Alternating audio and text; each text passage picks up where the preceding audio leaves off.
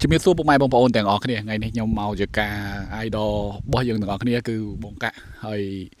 បងប្អូនមើលបរិវេណយ៉ាច្រឡំធ្វើដៃទៅវាអត់មានសលេងបងប្អូនមើលបរិវេណទាំងអស់គ្នាថ្ងៃនេះសូមមកបង្ហាញគាត់តិចនិយាយប្រវត្តិកស៊ូនេះតិចកស៊ូនេះគាត់ដាំរាវតែដល់ឡែកយើងមានការជជែកវិញច្រើនទៅលើ air ដល់អញ្ចឹងគាត់ដាំ air មួយចំនួនដើម្បីអីគឺដើម្បីឲ្យ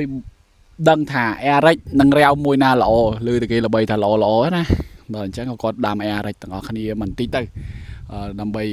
ធ្វើជាការសាកល្បងឬក៏ចង់បានចម្លើយព្រោះពួកយើងកន្លងមករឿងដែលមិនពិតចេញពីដៃយើងគឺយើងអត់ជជែកទេព្រោះបើយកទៅតាមគេថាអត់ចេញម្លេះទេកុំឲ្យខុសហើយប្រវត្តិកស៊ូនេះមែនតែនទៅពេលដាំប៉ះរាំងបងប្អូនរាំងហើយ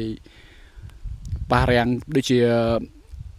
2000បានមេកាក់កស៊ូនឹងដាំ2000បាន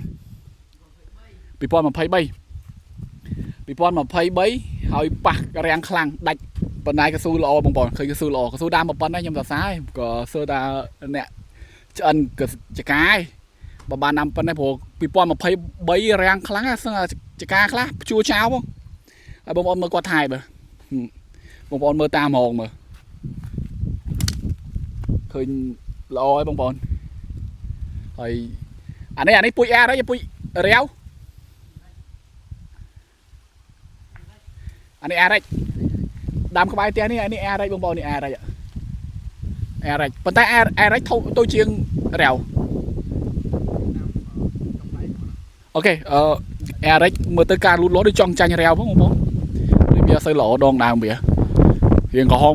ប៉ុន្តែបើសិនជារាវបងប្អូនមើលខាងនេះបាយខាងនេះបងប្អូនបាយខាងនេះរាវល្អខៀវនឹងកម្ៅហ្មងប៉ុន្តែអារ៉េចក្រហមវាអត់ដឹងមិនហើយដាច់ច្រើន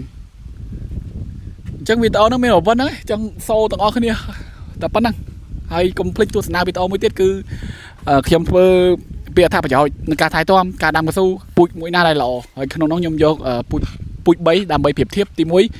រៀម600ទី2សេតអងទី3គឺគេហៅថាពូជដែលខ្ញុំស្រឡាញ់ហ្នឹងគឺពូជ Rav4 ប្រៀបធៀបពីគុណសម្បត្តិគុណវិបត្តិបងប្អូនកុំភ្លេចទស្សនាទាំងអស់គ្នាណាហើយបងប្អូនជួយ Subscribe Channel YouTube ខ្ញុំម្នាក់មួយផងបាទអរគុណជម្រាបលាមេឃភ្លៀងមកហើយ